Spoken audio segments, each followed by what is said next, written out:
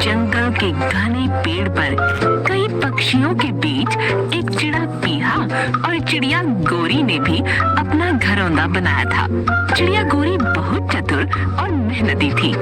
इसके विपरीत चिड़ा पीहा मोटी बुद्धि का आलसी पक्षी था। अजी सुनिए, मैं जा रही हूँ खाने का इंतजाम करने के लिए। बच्चों का ध्यान रखिएगा। हाँ यार जाओ, मेरी तबीयत ठीक नहीं है, यहीं बच्चों के पास बैठा हूँ। तबीयत ठीक नहीं है? खाने में क्या लाऊं? सब कुछ चलेगा, भूख बहुत तेज लगी है। घोंसले में जो था वो तो खा चुका हूँ, फिर भी पेट भरा ही नहीं। बीमारी में तुम्हारा ये हाल है? बच्चों का खाना भी खा गए। अब तो मुझे ज्यादा मेहनत करनी पड़ेगी।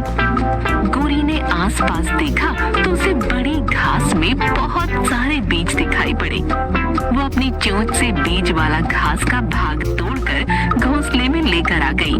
बच्चों आओ पूरा खा लो, मैं फिर जाकर लाऊंगी। बच्चे खाने लगे और चिड़ा पीहा भी उनके साथ जुट गया।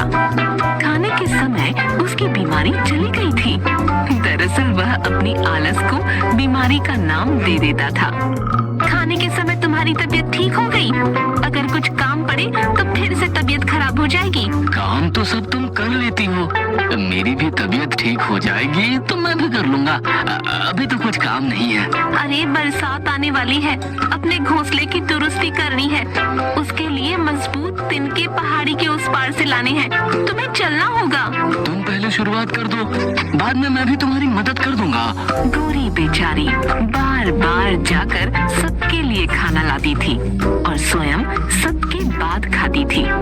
दूसरे काम भी उसे ही करने पड़ते थे। बच्चों का सबसे ज्यादा ख्याल वही रखती थी। एक दिन गोरी बाहर गई हुई थी और एक चालाक लोमड़ी पेड़ के नीचे आ गई। सुनो सुनो, जंगल के सरकार शेर ने मुझे जंगल के बच्चों की गिनती का काम दिया है। बच्चे कमजोर ना हो, इसलिए उनके लिए कई स्वास्थ्य संबंधी सुविधाओं का इंतजाम किया है। जिसके घर में जितने बच्चे हो मुझे बता दो, ताकि योजना सही ढंग से लागू हो सके। अरे वाह, ये तो बड़ी अच्छी बात है। हमारे भी 4 बच्चे हैं। ठीक है, उन्हें नीचे लेकर आना, मैं सबकी गिनती और नामांकन कर लूंगी। बच्चों का भविष्य बन जाएगा, मुझे दुआ मिल जाएगी। मैं थोड़ी देर के बाद वापस आ रही हूँ। हाँ, मैं अपने बच्चों के भविष्य को लेकर बहुत चिंतित रहता हूँ। उन्हें नीचे लेकर आ जाऊंगा। पीहा ने उड़कर आसपास के पक्षियों के पास जाकर उन्हें भी अपने बच्चों का नामांकन कराने के लिए कहा। बहुत सारे पक्षी तैयार हो गए। पीहा और दूसरे पक्षी बच्चों को लेकर नीचे भी आ गए। इतने में गोरी आ गई। उसने खाना घोंसले में रख दिया। अजीब, बच्चों को नीचे लेकर क्यों आ गए? अभी ये सब बहुत छोटे हैं, इनका बाहर आना ठीक नहीं है। अरे दूसरे पक्षियों के बच्चे भी बाहर निकल आए हैं। अरे लोमड़ी बहन आई थी, उसने ही सभी बच्चों का नामांकन करने के लिए कहा। जंगल की सरकार के द्वारा वो हमारे बच्चों का भविष्य बनाना चाहती है। जंगल की सरकार? बच्चों का भविष्य लोमड़ी के द्वारा? चलो पहले बच्चों को घोंसले में पहुंचाते हैं, इसके बाद असलियत का पता लगाते हैं। अरे बच्चों का भविष्य बन जाएगा। मैं भी सब समझती हूँ, अपने बच्चों की सुरक्षा के बारे में मुझसे ज्यादा कौन समझेगा? गोरी ने दूसरे पक्षियों को उनके बच्चों को घोंसले में ले जाने के लिए कह दिया और अपने बच्चों को भी घोंसले में ले गई। इसके बाद वो उड़कर लोमड़ी के इलाके में चली गई। उसने देखा दोनों लोमड़ियां आपस में बात कर रही थी। अरे मंजरी, मेरी योजना सफल हो रही है। अभी कुछ देर में चिड़िया के सब बच्चे नीचे आ जाएंगे और नामांकन के बहाने हम उन्हें चट कर जाएंगे। अरे हाँ, यह तो बड़ी खुशी की बात है। इसका मतलब आज तो पूरी दावत हो जाएगी।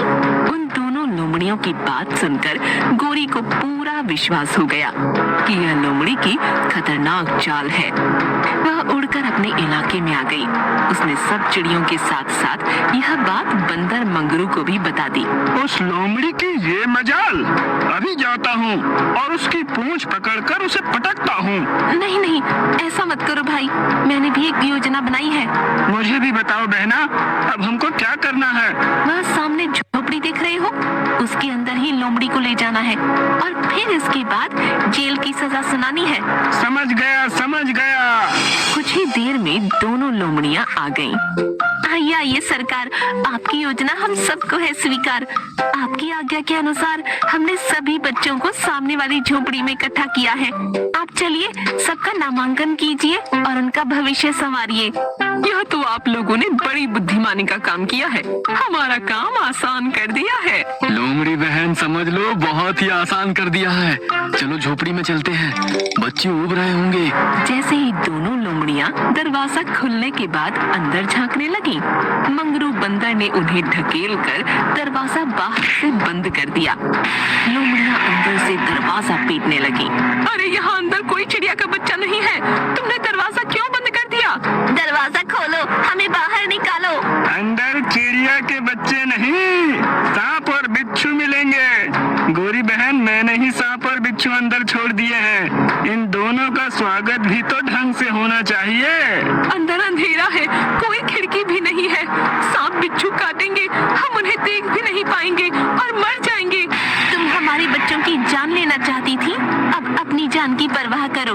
तुम्हारे लिए यही सजा है, अब यही मरो। गोरी और मंगरू और सभी पक्षी दोनों लोमड़ियों को हमेशा के लिए उस झोपड़ी में बंद करके वहाँ से चल पड़े। इस तरह गोरी की चतुराई काम आई, दोनों लोमड़ियों ने सही सजा पाई।